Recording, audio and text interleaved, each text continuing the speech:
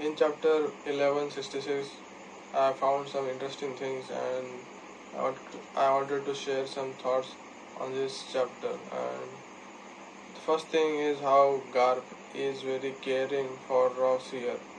In the panels, we see that Rayleigh is questioning Garp that how he is caring for his enemies. But Garp then says to Rayleigh that he even is his enemy, and Rayleigh and uh, Gaban is carrying uh, carrying Garp and Shanks out of this God Valley, and there we can see that how Garp is caring for good people. He cares about rocks, and he cares about Shanks and his crew also, because these guys maybe he has had a change in his perspective that pirates necessarily are not the bad guys, and there are some evil people which are uh, which are in the higher ups in the world government. So that's the perspective I think I have on Garp, and I think Garp has because of this incident in on God Valley, Garp has had a change in his perspective. We can see how this will affect him and his character in upcoming story. So that's the first thing. And the second thing is how this chapter is named New Stories literally, and this chapter also shows how many stories are emerging from this incident on God Valley. And this lightning bolt has many branches, thousands of branches. So that metaphor is used by Oda Sensei on Oda Sensei to demonstrate or show how there are many and numerous stories which have emerged or which has originated and which has started from this incident.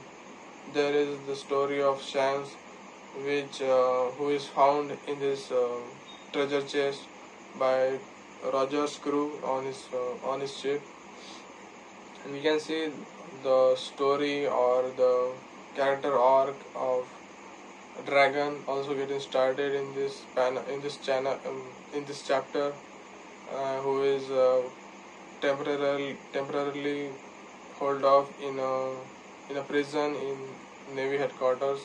Garp comes and he just saves him or throws the key to him. So there is the story of Dragon. There is also the story of Whitebeard and other crew members of the Ross crew having their own storyline getting started, and their stories are going to emerge from this incident on God Valley. There is also Kuma and many more characters who are going to have a big impact because of this incident. So the metaphor of lightning and thousands of branches to the lightning which struck in the sky is a good metaphor, and I really liked the use of it here in this chapter. And lastly, we can see that Garp and Sengoku are having two different philosophies which are very opposite or contrary to each other.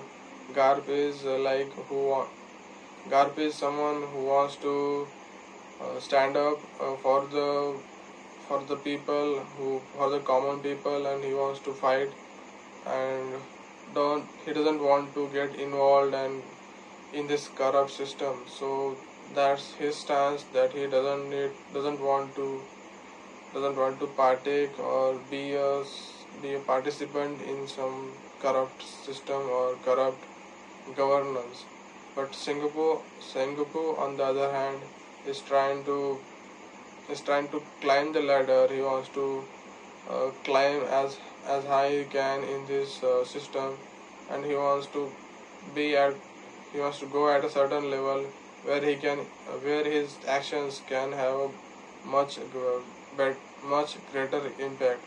So Singapore wants Singapore doesn't have a problem partaking and participating in this corrupt system, because in his reasoning and defense, he says that he can't be everywhere, or these organizations of Navy and world government are so enormous that he can't really have an impact on his current level.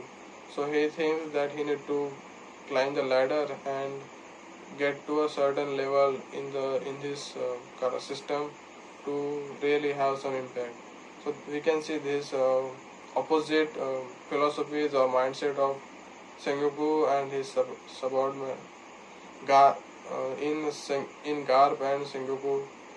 So really, that was something very interesting for me in this chapter to witness how these two people think about the system, and how they and what their outlook or what their view of this system is. And thanks for watching, and I will see you in the next one.